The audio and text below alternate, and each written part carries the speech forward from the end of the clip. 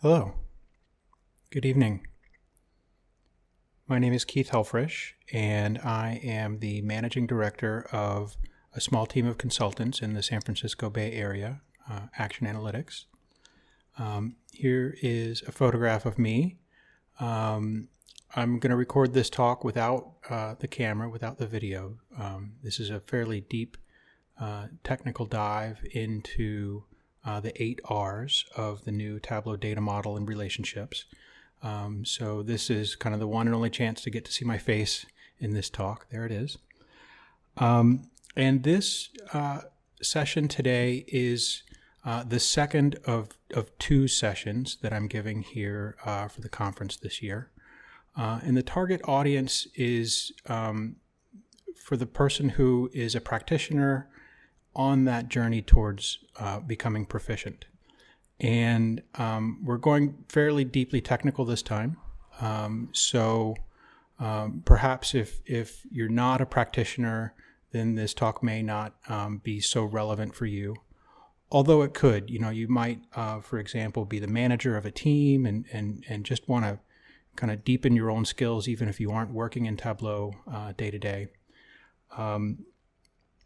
But what I would point out at this juncture is that with the two talks that I've given, we're really just beginning here to scratch the surface of this new feature, the new data model, the relationships. And there's a long way to go, I believe. And there's a green field of opportunity for the Tableau community to help to fill in our collective wisdom and understanding about all of those kind of areas up to the right, the Jedi, the Vanguard. There's kind of a green field of opportunity there for others to continue to help to fill in that space. So if you haven't begun already with the first talk that I gave, which was more of a theoretical overview, I'd suggest that you go back and watch that one first. In it, we began by looking at this pyramid, which I speak to fairly often, and everything begins in our vocation way down in the real world, right? The data ultimately originates from some activity that happened in the real world, and the solutions that we build originate down in the data center, where you can stub your toe and where you can kind of drop something on your foot and it'll hurt. As Tableau practitioners, we have agency and authority, which really it's our job role to fulfill both of those things, to exercise our agency and to hold boundaries around our authority over these two layers that are nestled up immediately next to the ultimate creation of business value. So we are very, very close to the top. And in today's talk, there's very little, one little segment about kind of visualization, but very little about the upper of those two layers, which are our responsibility. And for the most part, we're going deep into these new features, the Tableau data model and relationships, that really help us as Tableau practitioners to do a better job of connecting to the data in a way that allows for our lines of inquiry to be most successful and allows for the solutions that we build to be of highest efficacy in the creation of that business value. And so when I speak to this slide, I really often speak to the importance of a tight coupling between the data architecture, the data model that we're connecting to, and the solutions that we're building. And these new tools that we're going through today really open up new possibilities for us to do that, for us to much more adeptly and flexibly define the semantic data architecture of our data sources so that they can couple very tightly to the questions that we're asking in our conversations with the data.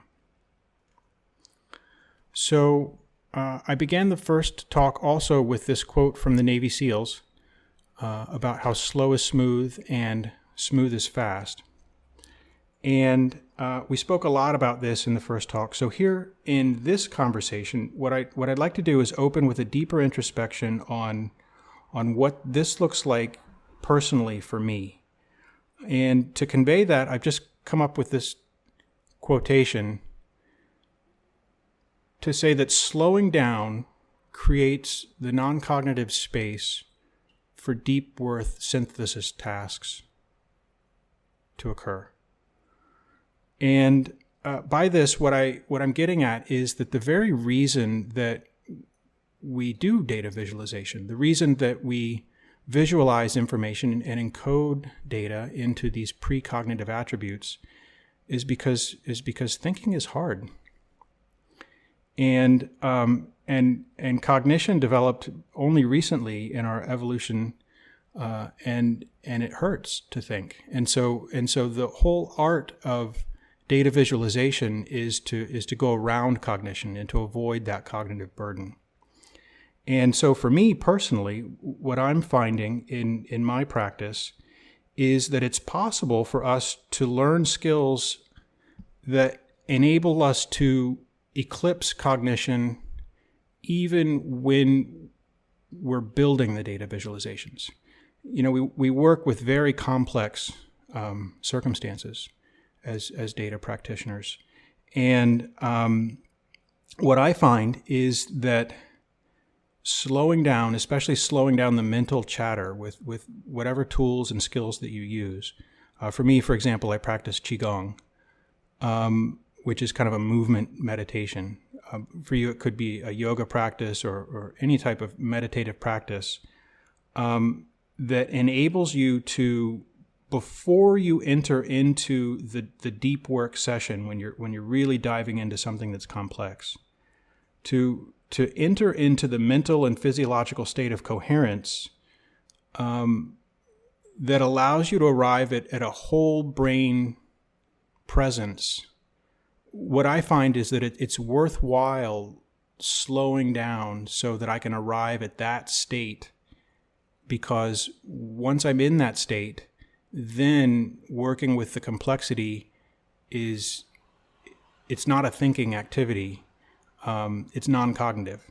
And what I'm finding is that often in some of the most complex business process, Alteryx, and Tableau work that I'm doing, taking the time to slow down and enter into this state of coherence before I begin the deep work activity really often ultimately is paramount in accelerating the successful outcome of that work. So I also wanted to begin with this quote. It's an adaptation from Sun Tzu. In the first talk about the relationships, introducing the concept, I kind of made a joke about how, relationships and love, and here I am quoting, Sun Tzu, who wrote The Art of War, and the Navy SEALs. Love is a battlefield, right? So perhaps taking some advice from these folks is not such a bad idea. I'm adapting this just to insert the word data. He says, if you know the data and you know yourself, then you need not fear the result of 100 analyses.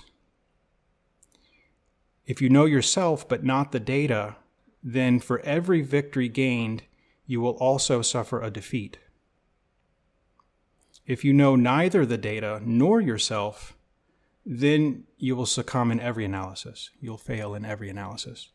And so I begin with this because these relationships, we ended the first talk by saying they're not a crutch. It's not a feature that now that relationships are here mean that you get to just stop paying attention, right? In fact, perhaps in some ways, it's enabling us to pay attention more And it's also begging of us that we pay attention more, because it really is important when you're working with data that you understand the data that you're working with. So behind these new features, the relationships and the data model, there's really these two, I call them agreements. Bethany in her blog post refers to them as these two semantic behaviors. When Tableau set out to design this feature, it was really their ultimate goal to accomplish these two things. Smart aggregations, which is to just make it easy so that the aggregations of our measures will just do the right thing. In these cases where we've got a modeled data source that has tables of different granularity, and the result of that different granularity would normally, with a record level join, mean that the aggregations are coming up with bad numbers because of the duplication that happened as a result of the join. So smart aggregations, just having the aggregation resolve and give you the right number at the right level of detail without having to worry about it was their first goal. And by agreements, what I mean is we have an agreement with the Tableau data model and with these relationships that if we define the relationships in the data model in a way that corresponds to the way that the two tables naturally do relate to one another, then we can just agree, we have an agreement from the data model that the aggregations are going to resolve and do the right thing. And the other agreement behavior, kind of driving principle and goal of the Tableau product engineers, was this idea of contextual joins, the need for the data model to be more resilient and more flexible and to be more adaptive to different types of questions. And ultimately, in order to do that, there needed to be this answer to the question of what to do with the unmatched values when differing dimensions, the same dimension in different tables, has kind of not exactly the same domain in either of the two tables. And so the crux here is that data is today becoming the language of life, and more frequently we need to be working with data and asking questions of data that originates from disparate sources, different places. And life can be messy, and it's not common, actually. It's actually uncommon that when we bring two tables of data together, even while they may have some dimensions in common, that the domain of those dimensions is always just perfectly, crisply aligned, and that they're ready to play nice together. So this was the second thrust then, principle, fundamental behavior that the Tableau product team wanted to build in, this nature of contextual joins, being able to handle those unmatched values at runtime, viz per viz, worksheet by worksheet, without forcing us to kind of go back to the data source and remodel the data source by hand, just because the nature of the questions we're asking has changed. So those are the two core semantic behaviors that are built into the new data model. And resulting from those, Bethany Lyons tells us that now, as a result of these contextual joins and smart aggregations, what we see as a result coming out of these two behaviors having been implemented in the product is a very nuanced behavior from Tableau, from the Tableau data source. And that very nuanced behavior occurs per viz, per visualization. And so this then begs the question, what does that nuance look like? Like, how does it actually show up? Like, it's one thing to say there's nuanced behavior, but it's another thing altogether to be articulate about what that nuance is. And so this then is where we enter into the topic of today's conversation, which are these 8R's. 8 different words that begin with the letter R that Bethany has very cleverly devised to help us to look at those 2 core semantic behaviors, those 2 agreements, I call them, just from different angles. And so in her blog post, she presents this diagram. And for the sake of organization in the keynote deck here, I've just rearranged her diagram so that all 8 of the R's go across the top. And we're just going to go through them today, kind of one at a time, and unpack each one and look at them in detail so that we can better understand. And in doing, I'm keeping the same shape encoding that Bethany had used in the past.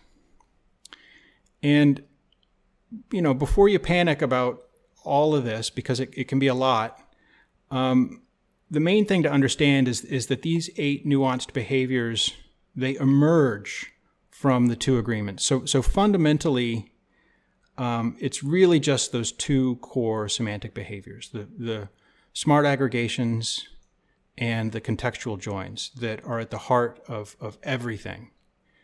And these 8R's are just kind of a different lens, a different angle from which we can look at the way that those 2 core semantic behaviors kind of show up in differing environments and in different contexts. So they're just really kind of 8 different perspectives that we can have on the 2 kind of fundamental semantic behaviors that were built into the new Tableau data source. And throughout this deck, I'm also, in addition to the shape encoding, keeping this notion of a little bit of color encoding when we're in the monochrome here, where the darker 2 are for smart aggregations, and then the lighter color is for the contextual joins. So resolve and replicate then are for smart aggregations, and the subsequent 6 then are for contextual joins. And what I plan to do today with today's talk is to just kind of go through them one by one from left to right so that we can work with them. The shape encoding that Bethany used is that the circles are related to measures, the squares are related to dimensions, and then the rounded rectangles are related to both. And so I'm keeping that shape encoding and then also using a little bit of color just to dual encode those.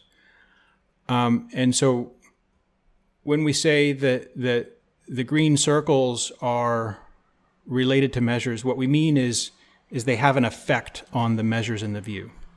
So the 4 that are up there that are green circles,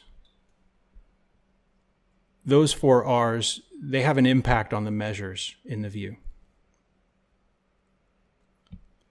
The 2 blue rectangles have an impact on the dimensions in the view. And the 2 orange R's with kind of rounded corners have an impact on both measures and dimensions. And when we say they have an impact on both measures and dimensions, what we mean really is that they have an impact on the dimensions, but they're triggered by or they're caused by an action that you take with a measure. Okay, so these are they. And we started at the top with the importance of know thy data. So it wouldn't do us any good at all for me to dive into kind of showing these 8R's on a complex data source if we didn't first kind of understand the data itself. So today we're going to be working with the bookshop data set. this data set was released by Tableau in conjunction with the new features because it has built into it lots of little goodies, all kinds of different levels of detail, different quirks, anomalies, Easter eggs, and kind of oddities and uniqueness that are the types of quirks and oddities and differing levels of detail that do naturally come with data in business scenarios from the real world. So this is the data source that we're going to be looking at. And one of the interesting things here is that from way up high, looking at this data model, which is what we would see, once we build it out in the logical layer in the Tableau data source, from this angle and from this perspective, I don't really have the ability to see what the relationships are between the logical tables.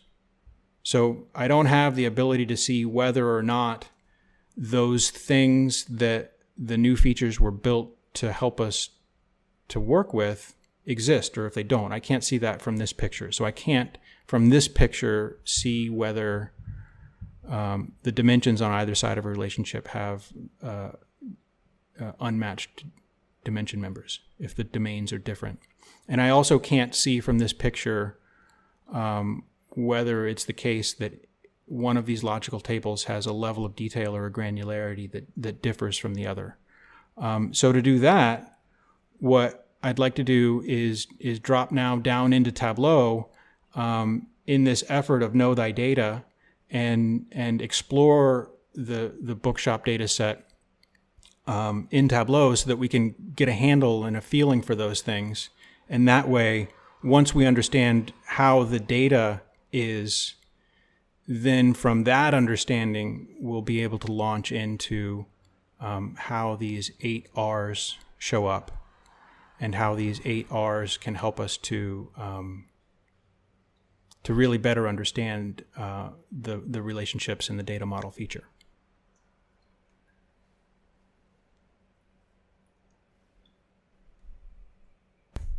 So here we are in Tableau.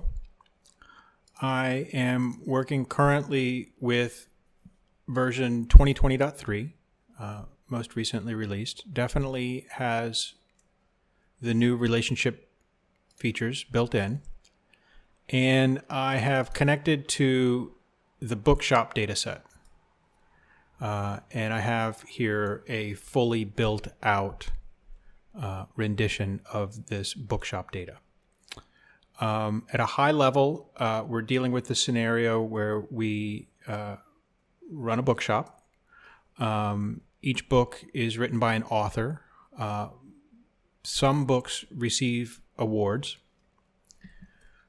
Some books can be checked out. And each book can be published in multiple formats. And a format is an edition. So the book could be published in a paperback edition or a hardcover edition or a limited edition, something like that. Each edition also may be published by a different publisher and can have some sales values. One of the things about this data source is that the only dollar value in the data is a discount dollar value from the sales table. So there's not kind of a sales amount to be found anywhere, but there is a total volume. And books can also receive ratings.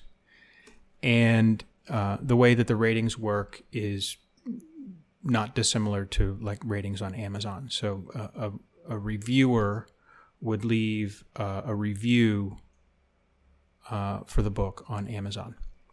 And the ratings, you'll see, are done for the book.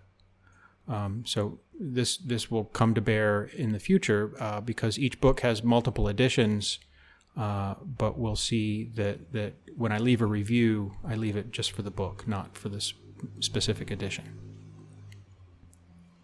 There is our data source.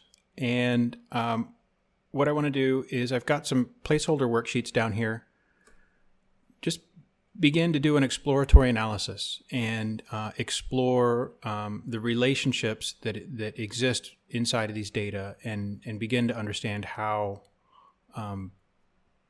these different tables fit together and how they work with one another. So the first thing that I'm interested in is the author. So I'm going to drag out the author name. And for each author, I just want to observe that each author can perhaps have written multiple books. So one author can have many books. This Lynn person has 8 books published. Gloria has 3 books published. So each author can write multiple books. Some authors down here at the bottom don't have any books. So some authors exist in the author table, and those authors are not matched in the books table. So it could be, for example, that those authors are not matched in the books table because the books that they've written have not been published. Conversely, we might then kind of look at that author to book relationship from the other direction. So in this case, from the books table, I'll bring out the title, and for each title, just check the count of the authors. And what I see here is that by and large, each book has just one author.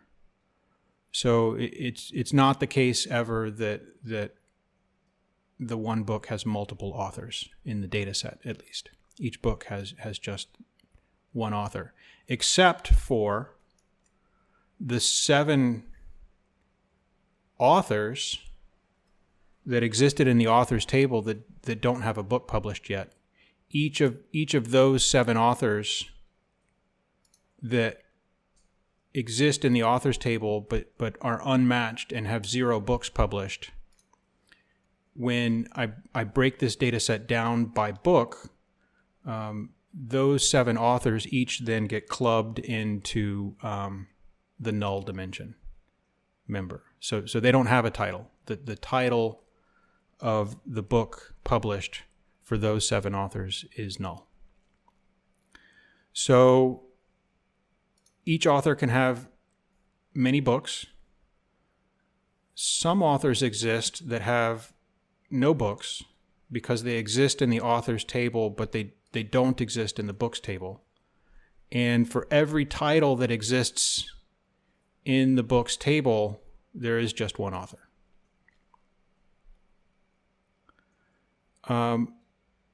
So then continuing to explore the titles from the books table, if I bring out here the title, what I'm interested in now is for each title, the count of ratings, like how many reviews did they receive, and I'll sort those, and also the count of editions. How many editions? Is it just published in the hardcover, or does it also have the paperback, or does it also have the business edition? So bring out here the count of editions.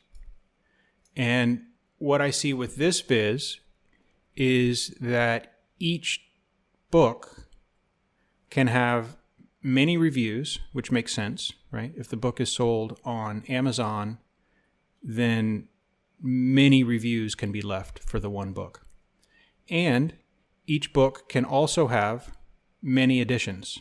So for example, this Malamara King book has almost 2,000 reviews and 4 editions. Just to get an idea for what those editions are, I will bring out here the format dimension from the editions table, And those 4 editions for the Malamora King are the graphic format, the hardcover format, the mass market paperback, and the trade paperback. So here, everything makes perfect sense, right? The one book can have many reviews, and the one book can also have many different formats or many different editions. So then next, in our quest to just fundamentally understand how this data is, how is the data arriving in our workstation, is take a look at this facet that I mentioned when we were down in the data source. So with that exploratory analysis completed, now I feel like we have a better understanding of the relationships as they exist in the data.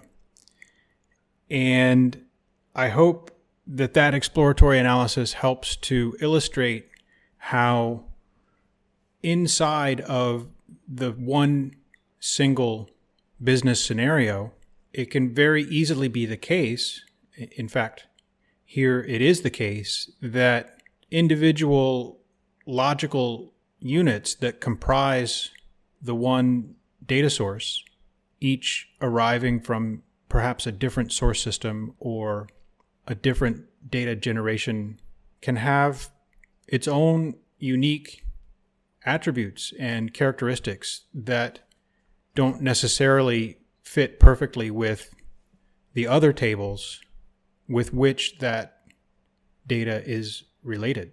For example, the authors table having more authors in it than the books table, or the editions table being at a deeper granularity than the book, and ratings being left in reviews for the book, but not being specific to any given edition.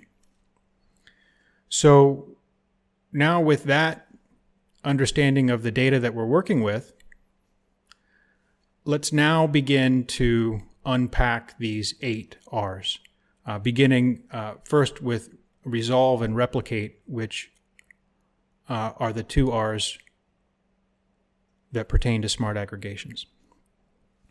So because the reviews are given for the book, and they're not given for the edition, then the one rating is counted against all of the editions, which produces effectively a many-to-many relationship between the ratings measure and the edition dimension. And that many-to-many relationship is there specifically as the result of reality. It arrived to us baked into the scenario. And that many-to-many relationship exists between the measure and the dimension means that should we ever desire to break a viz down by that dimension and aggregate that measure, then something there is going to need to be resolved. So let's now drop back into our dashboard, revisit the scenario, and lo and behold, the scenario, the problem, the challenge that needs to be resolved, it has been. We can see here that the Banana Slug book, when broken down by the count of ratings and the count of editions, up here at the top, I'll jump to this worksheet. We can see that the two measures have naturally aggregated to their correct level of detail. So the count of ratings, which comes from the ratings table, has naturally resolved to the level of detail in the view, which is the book. And for this banana slug book, I am getting the correct count of ratings for that book, even while the book has 2 editions. And this is occurring because of the Resolve R and the smart aggregations that are included in the relationships feature of the new Tableau data source. To compare and contrast, if we hearken back to my first talk, which gave the theory where I broke down the problem statement by opening the bookstore data set in an earlier version of Tableau, if this data model had been built with a record level join instead of the relationships, then the unfortunate reality would have been the case that the 1,113 ratings would have been multiplied by 2. And we would have had double the number of records coming from the ratings table because of the multiple additions, and with a record level join, we would have overstated the count of ratings without having to somehow manually correct for that duplication of the measure. So there it is. That is the new Tableau data source just doing the right thing.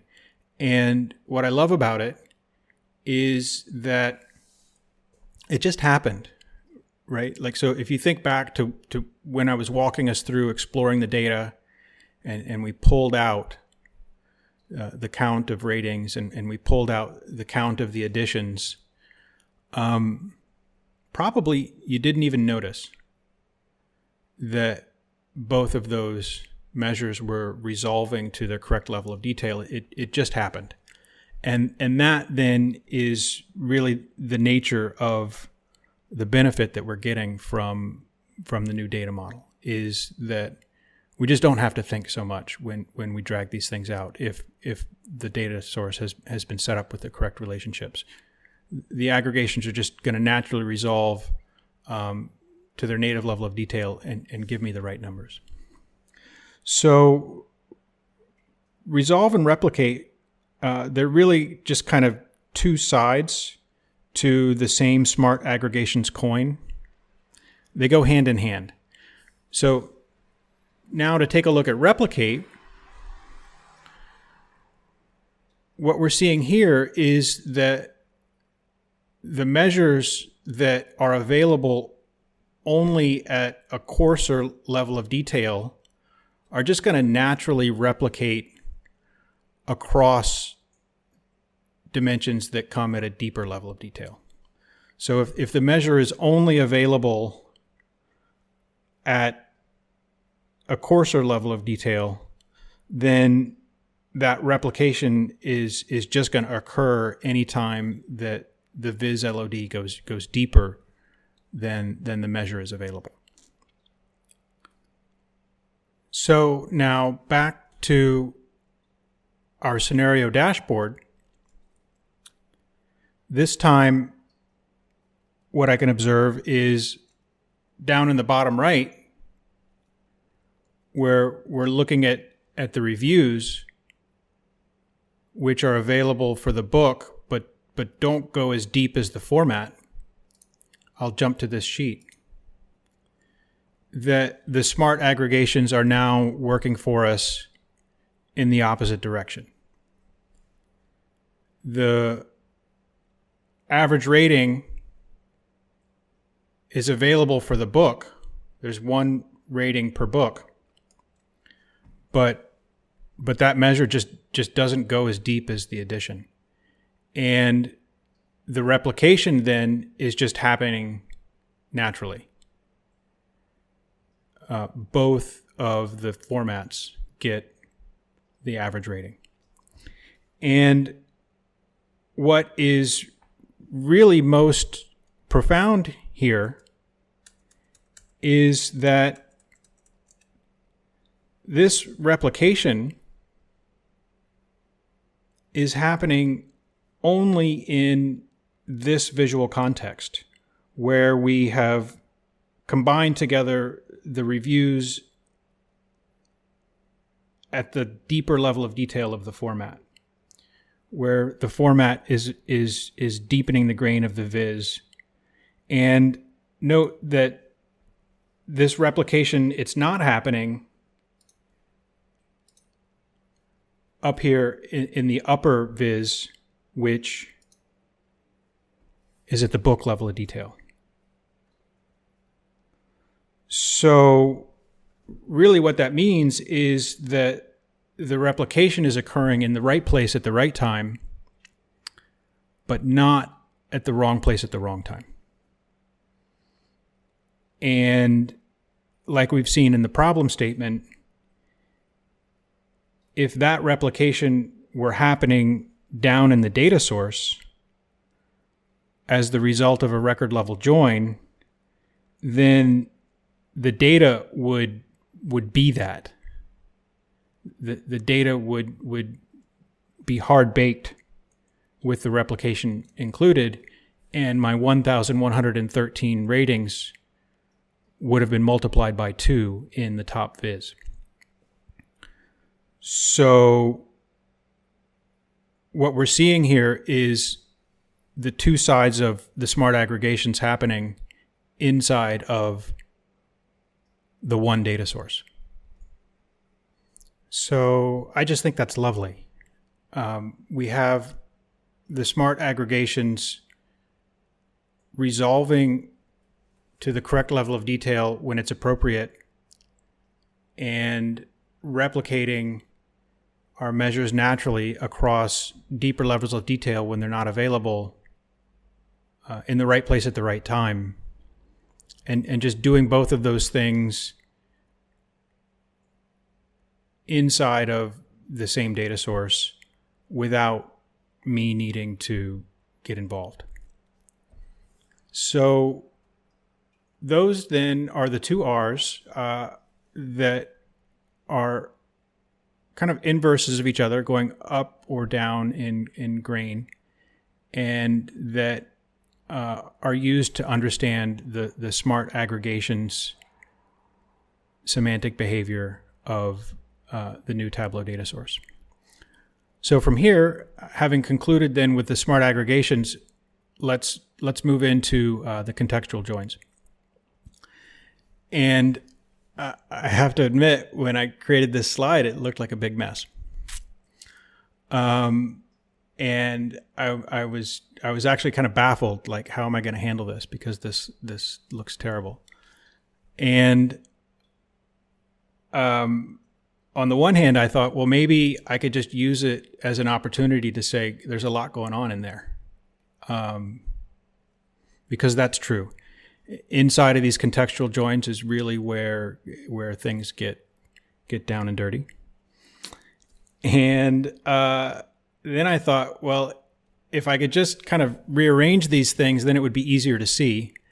I could sort them so we see that inside of the contextual joins, there's 2R's that are related to measures, 2R's that are related to dimensions, and then 2 that affect dimensions but are caused by measures.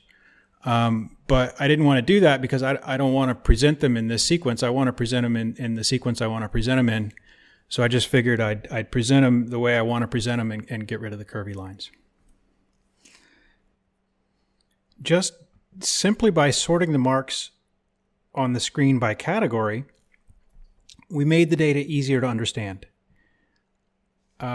which just brought back this sweet little reminder of a little vignette in R.J. Andrews' book, Info We Trust, where he asks, what is information? Anyway, so imagine in our bookshop that there's a messy stack of books on the floor. You pick up a book and you look at its title, and then you put it back. And seeing a nearby empty shelf, you set about to clean up the mess there, this pile of random books on the floor. And you set about your work to organize these books, but which order do you put them in? Do you put them onto the shelf in the order that you pick them up? Or do you organize them by name? Maybe put them onto the shelf by author, or group them into different categories. Each individual book, when you put it on the shelf, it hasn't changed at all. But as you do your work, their arrangement has changed a lot. So you've put the books in formation. Not just any arrangement, but an arrangement that without your participation was very unlikely to come about by chance. In life, there are numerous messy piles, but very few ordered shelves. So RJ says, just like that, we turn data in formation. And I just love it. I just love it, that sweet little vignette and the way that he pulls out the true essence of the word information. And in just that little passage, he illustrates the role that we have as information visualization designers in helping to build a better world by inserting our agency and our authority over the visual design such that we can begin to help to better inform.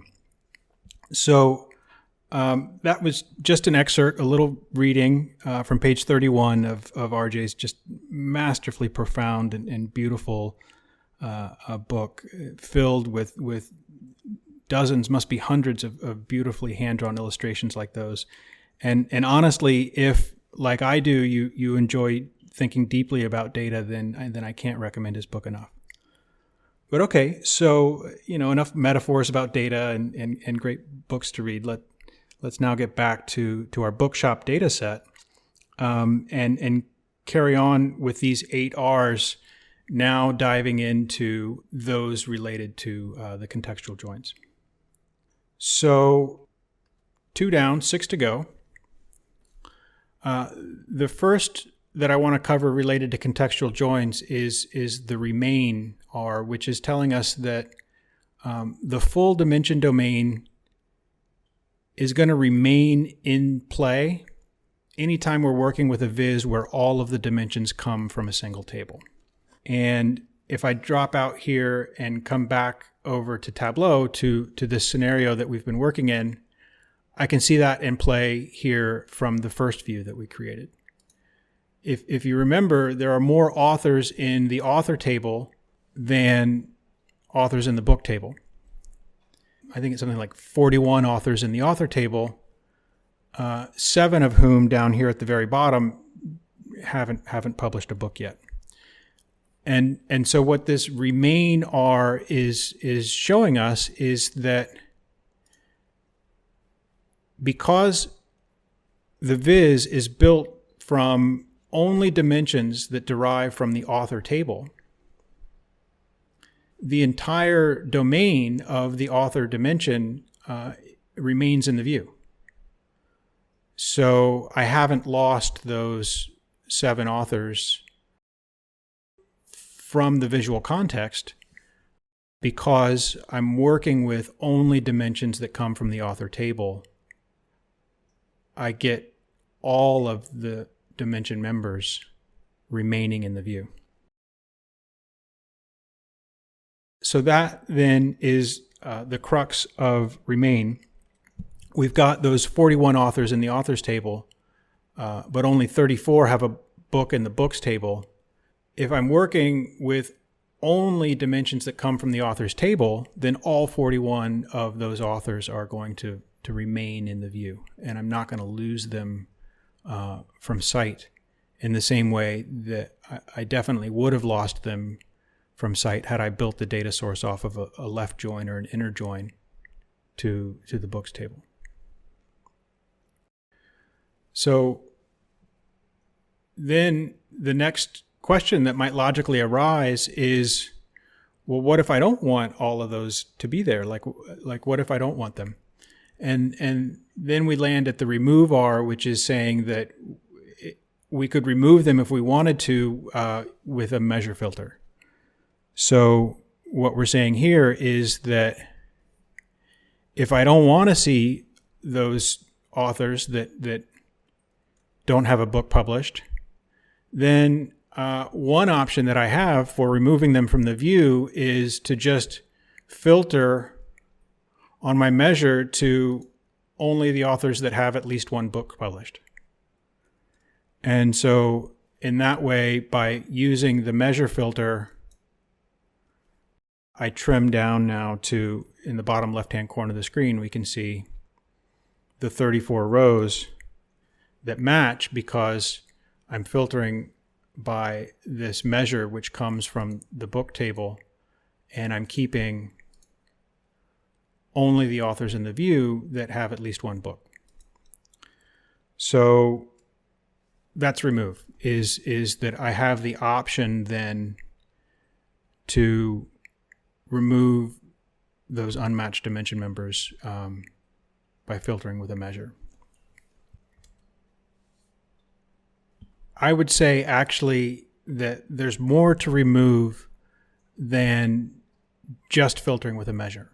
So filtering with a measure is the example that Bethany used in her blog post, but as we'll see here shortly, there's more to it than just the measure filter. To help illustrate that, let's move forward a little bit, and then we'll come back. The next of the R's that I want to cover is relevant. And what we're saying with relevant is that in contrast to the previous example where all of the dimensions came from a single logical table, now when I begin to build out a viz that's using various dimensions from across multiple logical tables, only the relevant dimension members are gonna survive. What that means is that when I bring out multiple dimensions into the view, each from various logical tables, I'm going to get the equivalent of an inner join between those logical tables. And anything that wasn't a match between table A and table B is not going to survive because it's not relevant to the analysis. And so one way to see that then is in this scenario, if instead of using the measure filter to remove these 7 unmatched authors, another way that those 7 unmatched authors would be removed from the view would be to bring out a dimension from the book table.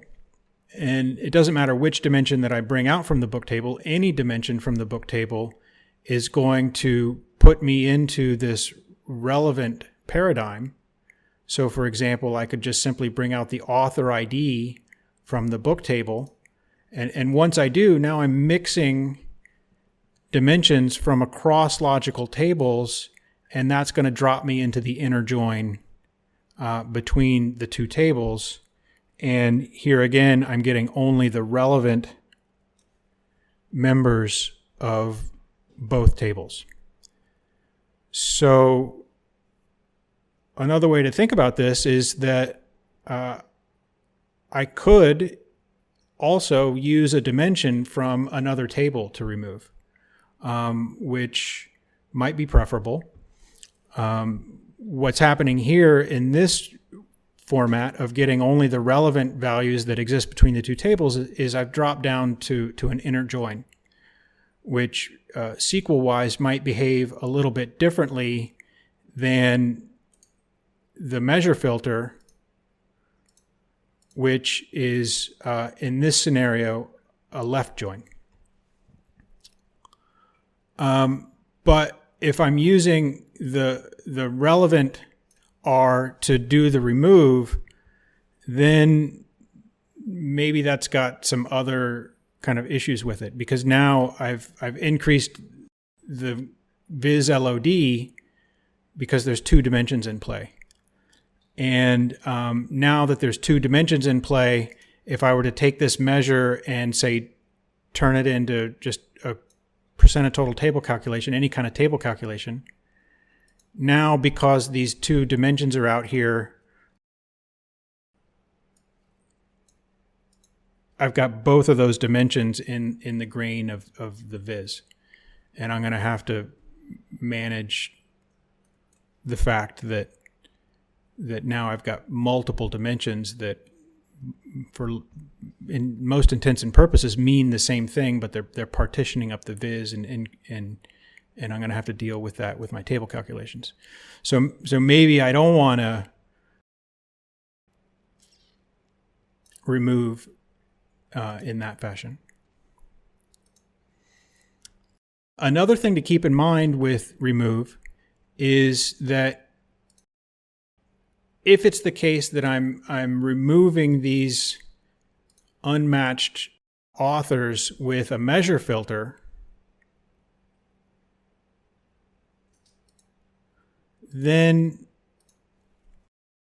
we have to keep in mind that measure filter is I'm filtering off of an aggregation. I'm filtering off of an aggregation, and the aggregations are happening at the viz LOD. The aggregations are happening at the level of detail of the viz, and for that reason, those aggregations are subject to change when the viz LOD changes. So if I'm using a measure filter to remove some dimension members that I don't want, that's all fine and good, as long as the filtering that I'm doing is occurring at the same level of detail of the viz. But when I bring out other dimensions into the view that change the viz LOD, then my measures are going to aggregate to that new viz LOD, and I might get different results that I wasn't expecting. So the measure filter is perhaps the easiest of the ways to remove, but also perhaps the least resilient. And with that in mind, another option that I might have then is to put that filter onto the dimension itself. So in this case, if I put the dimension onto the author name dimension with a condition to the count of books being at least 1, then what I've done is I've tied the level of detail of the filter to the author dimension. And I'm removing those 7 unmatched values from the view with a dimension filter, not with a measure filter. And in so doing, by removing those 7 unmatched authors from the view with a dimension filter, I'm impervious then to the level of detail of the viz, and that approach is not going to be so subject to kind of changes in the grain of the detail of the view. Okay, so there we have relevant. I think probably there's a better way to show relevant, so I'd like to do that. The reason that I chose to do that little riff by bringing out the author ID and showing us how it dropped us into the inner join was so that I could kind of spend a little bit of time on the 3 different ways that it's possible to remove, at least that I've identified: removing with a measure filter, removing by bringing in a dimension from a different logical table to get the inner join, or removing with a conditional filter on a dimension. So I just wanted to show that. So let's look at this relevant before we move forward from yet another angle, just so we can make sure that we see kind of the scenario. So in this case, I'm going to leave this nice dashboard that has fostered all of our examples until now, and I'm just going to bring out author, and we've got the 41 authors because the complete domain has remained in the view. And now I'm going to bring out award name. And the moment I do that, I've begun now to mix dimensions in the viz from multiple logical tables. And the moment I drop that pill, my 41 authors have been reduced down to 16. And I'm left with only the 16 authors who have received an award. What's resulting here then is the inner join between the author table and the award table. And so that's showing us relevant. I brought out two dimensions from different logical tables. Tableau is giving me the relevant dimension members, and it's not cluttering the view with any authors who didn't receive an award, because that's not the nature of my inquiry. And it's also not showing me, should they exist, any awards that no author had received. It's only showing me the dimension members from both tables that are relevant to the analysis at hand. So that's relevant, and that we've dropped into an inner join just by bringing out two dimensions might then prompt the next follow-on question is, well, what if I don't want the inner join, right? Like, wait a minute, you took my 41 authors and you reduced them down to 16. What if I want them and I don't want the inner join? Well, we'll get there. We'll be able to bring them back with recover. But before we do that, I just want to insert this next guy here, which is represent. And what represent is telling us is that for any of the unmatched measures that are showing up in the viz as a null, I can represent those nulls as a 0 if I want to, just by wrapping it in a zn function. And so to do that, let's come back here to our original viz, which is this left-hand viz from our dashboard, where we're looking at the count of books by author. And I'll stop removing so that we have all 41 authors, and these unmatched measures here are coming through as a 0. They're not coming through as a null. And so what the represent R is telling us is that if they were to come through as a null, I could turn them into a 0. And so the reason why they're a 0 and not a null is because the type of the aggregation that I'm working with is a count. And so that's just kind of a SQL thing. A count of a null is 0. But on the other hand, if I were to use a sum as the type of aggregation, the sum of a null is null. So we could see that, say, if I go here to the additions table and I look at the number of pages, and I bring out here the sum of the number of pages, then for these 7 unmatched authors, now I've got a bunch of nulls, because the type of the aggregation is a sum. And so what the represent R is telling me is that if I don't want those nulls, then I can represent them as zeros just by double-clicking and wrapping that sum aggregation in a ZN. And when I wrap that sum aggregation in a ZN, now those unmatched measures, they're no longer null, they're a 0. So that's represent. And we're down to the last two. The next guy is recover. And if you recall from a moment ago when we had relevant and we were keeping only the relevant dimension members, once I had begun to mix and match dimensions in the view, what recover is telling me is that if I don't want that inner join, then I can recover the unmatched members by bringing out a measure. To go back then here to that example that we had with the relevant, where I'm starting off, if I'm just looking at authors from the author table with 41 rows down here, all 41 authors from the authors table.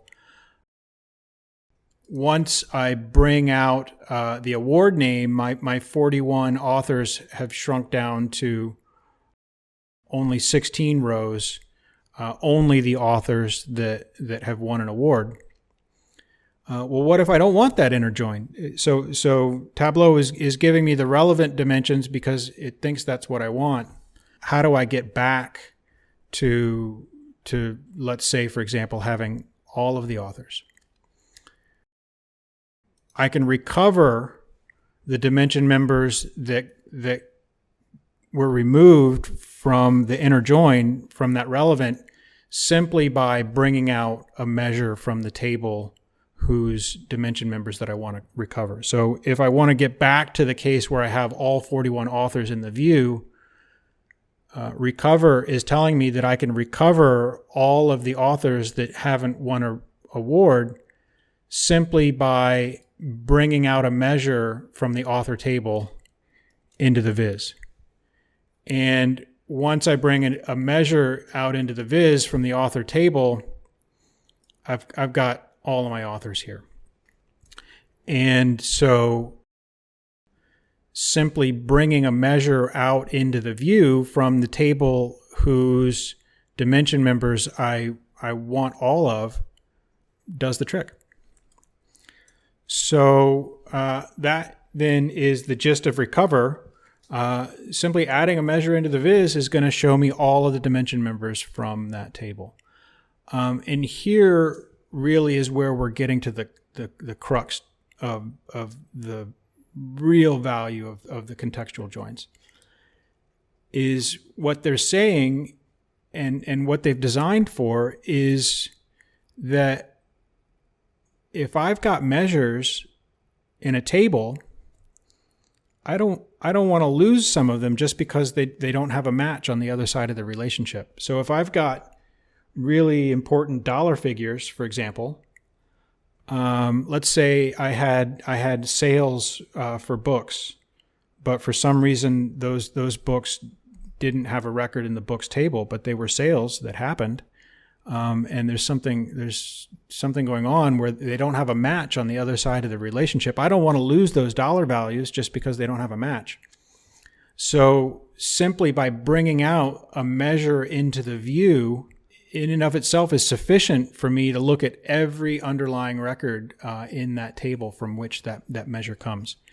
And this then really is getting us to the last R, which is fundamental. It's saying that when I add a measure to the view, I'm going to retain all of the dimension members. And this then is what Bethany is describing in her blog post as the golden rule of relationships. It's the golden rule of these contextual joins, which is saying that unmatched dimension members are going to always be retained from the table from which that measure came. And retain is really just kind of another way of saying recover. Recover is saying I can recover the dimension members that got chopped away by the inner join from relevant. I can recover them by taking advantage of retain. I can leverage retain to recover those that were lost. And so simply adding a measure into the view is always going to consider all of the underlying records, unless I then later choose to filter them away. Unless I choose to remove them, bringing a measure into the view is going to give me the true aggregation for that measure from the source table from which it came, even when on the other side of the relationship, there might not be a complete domain to match on the table I'm coming from. So this then really is it. That's the jam. The golden rule is the jam, because that's the thing that allows me to get all of the join types. All the join types are possible. So if I bring out and I break down my viz by 2 dimensions from differing tables, I'm going to get the relevant domains. I'm going to get the inner join. If I want a left join, all I got to do is somewhere in the view bring out a measure from the left table. So from table A, I just bring out a measure and boom, I got my left join. If I want a full outer join, then all I got to do is bring out a measure from both tables. And boom, I got a full outer join. So that then really is the thing that is making all the magic happen and getting us this true behavior of contextual joins. So I'll begin to wind down now with this quote from Frederick Maitland. He says, "Simplicity is the end result of long, hard work, not the starting point." And from there, I'll go to Bethany Lyons, where she says, an emergent property of these contextual joins is that the set of records in your viz can change as you add or remove fields. I covered this a lot in the first talk on relationships in the overview. Boy, that's something, because if at first it might seem complex or surprising, in fact, it's simple. After great amounts of long, hard work, Tableau have brought forth this beautifully elegant and simple tool that does 2 really profound and important things: smart aggregations and contextual joins. And it simply does those things. And while it might be surprising that as I bring out different pills onto the canvas, the number of records in the viz are changing, and or the granularity of the data source is changing, ultimately that dynamic vitality is really serving to promote a deeper understanding of the data. Because all too often in the past, the analyst would just be very premature to throw away any of the records that didn't match on either side of the join and mistake them as dirty data. In fact, there's some really interesting things that can arise, conclusions and conversations that can arise out of disparate data sets, not by focusing on the dimension members and the records for the dimension members that the 2 data sets have in common, but rather by focusing on the outer section of the relationship, on the things that they don't have in common. And so this is a quote that I teach to a lot from John Tukey, who said of data visualization, he said, numerical quantities focus on the values that we expect to see. So if you just show me a bunch of numbers, then my bias is going to step in. And when I just look at a bunch of raw numbers, I'm gonna see what I'm looking for. But when I present the data visually, graphical summaries, on the other hand, focus on what I'm not expecting to see. And when you show me a visualization, he goes on to say, the greatest value of the picture is when it forces us to notice what we never expected to see. And that is why a picture is worth 1,000 words. And I land here at this quote from John Tukey because I believe the same thing is done for us now by this very elegant solution that comes from Tableau in the data source.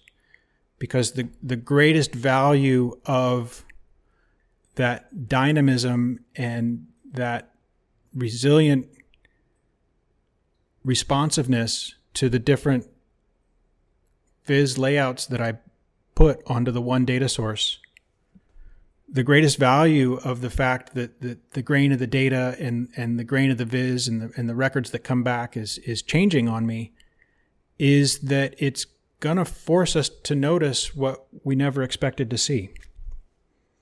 It's going to help us. It's an assist in not falling prey to our biases and prematurely disregarding the inconvenient truths that existed there in the data. It's just that we only wanted to pay attention to the stuff that was a match. So these are the 8R's.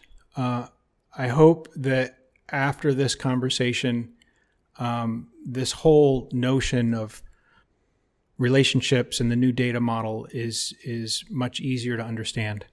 In essence, it's really just the two agreements. It's just the two semantic behaviors, smart aggregations and contextual joins. The data source simply works in that way. It's just what it does now. And I would say that, I recall when level of detail expressions were first released, it might have taken some time to wrap your head around those, right? Like it was a whole big leap. But now, probably, if you've been working with them for a while, you're just writing LOD expressions left and right, and you don't even think about it. And I would posit that the same will be true for the Tableau data source of the future. That before too long, once all of this stuff is baked into muscle memory, it'll just be natural, and we won't ever even be able to fully appreciate how difficult life was before the data source behaved in this way to assist us. On the downhill slope now to some key takeaways, remember the golden rule. It's the golden rule of relationships that allows us to get any of the underlying joins. And it's basically that we're never going to forget about records that come from a logical table when a measure is involved. And the important thing about this is that our important measure values are never going to go missing on us. And it also means that when we're asking questions of disparate data sources and we're looking at different vizzes in the same workbook built off of the same data source, breaking it down like we did at the top of the talk by differing dimensions from differing logical tables that are at differing levels of detail. Another way to think about this golden rule is that it doesn't matter what I do on the data source. I can split up different worksheets in different ways, but my totals, they're always going to add up, no matter how I slice the data, which is really key. So just a few key takeaways. First here is that relationships, they only exist between logical tables, and ultimately they resolve to a join, but the type of join that we wind up with is going to be determined at runtime by the dimensions and measures that we bring out onto the canvas. Dimensions and measures are going to produce differing behavior, right? So remember the 4 pill types. Any column of data in Tableau can be treated either as a dimension or as a measure. It's up to me. But know that the difference is going to mean differing behavior. So if I treat a column as a dimension, I'm going to get one behavior. If I treat it as a measure, I'm going to get a different behavior. If you get hung up on the details, just go to read the manual and check out Bethany's blog posts, which are great. Remember the golden rule that allows us to generate any join type, which is that the analysis is always going to consider all of the records from logical tables when a measure is involved. And in the past, each data source had only the one static level of detail. It was rigid. Now, the grain is dynamic, and the grain of the data source can vary based upon the analysis. Worksheet to worksheet, I can get differing number of records from the same data source. And furthermore, the records in the same canvas can change as I add or remove fields, as I liaise back and forth between inner joins and left joins and outer joins based upon the combination of pills that I bring out. The records in the viz can change as well. And while it seems complex, simply put, this ultimately serves to promote a deeper understanding of what's really going on across these multiple data sets. For the most part, if it all just seems really complicated, don't panic. For the most part, it just works. And you can just rely on it to do the right thing at the right time. By that, for the most part, what I mean is that 80-90% of the time, it's going to be doing the right thing. And by the right thing, I mean what you expect without having to think too hard. There are going to be some cases, I touched on when relationships are kind of most appropriate in the first talk. There are going to be some cases when maybe they're not the right thing, and you don't want them. They're not serving your needs or your interests in that particular scenario. So remember that they're just an option. Just because when I drop in to create a new data source, I start out at the logical layer and it kind of prompts me to use relationships. I don't have to use relationships. So in those cases when it isn't right for you, it's just an option. And so these relationships, they kind of bring together new optionality in our toolkit. And all of the things that I used to do are still available. And I can still do data blends. I can still do record level joins when and if I want to. In the first talk, I looked at how it can be very problematic if you try to tweak the performance defaults and you don't know really what you're doing there, and you don't really know the data well enough. I didn't cover that at all in this talk, but I'm putting it here as a key takeaway just to make sure that you don't forget about it. So remember to be careful when changing those performance defaults unless you really know what you're doing. So I'll end now with this last quote to harken back to where we began. Know thyself and know thy data. We said that cognition is a tough thing to do. It hurts to think. And we said that there's a lot of messy piles of books in life and very few ordered shelves. Now is the time for raising consciousness. And now is the time for those of us who have the skills to really get to work with helping to begin to inform. And it's complex. There's complicated work to do, which requires deep work, deep worth synthesis. And we started the talk with my personal relay of what I do, and I'm learning to do. I'm just learning this, but I'm learning that it's helpful and beneficial and productive to actually not go rushing in to the complex analysis, but to rather first back up and slow down and tame the monkey mind, and not succumb to the pressure from the stakeholder who wants it now. but instead to exert my authority and exert my agency over those two areas of the pyramid that are my domain, and to step back and invest the energy in letting go of everything that is discoherent with the present moment, so that when I do sit down to synthesize the complexity, that I'm sitting down to that deep worth task with coherence. And so we started with a quote from Sun Tzu, The Art of War. We'll finish with a quote from Lao Tzu, of the Tao Te Ching. And this is a direct quote. He says, "Knowing others is intelligence. Knowing yourself is true wisdom. Mastering others is strength. Mastering yourself is true power." And so it's the mastering the self that I'm talking about when I say that it really is worthwhile, that when the data challenge that you're up against is so complex, the only answer is to master yourself and to get out of cognition, because there comes a point where what you're dealing with is only synthesizable through a non-cognitive, coherent, whole-brained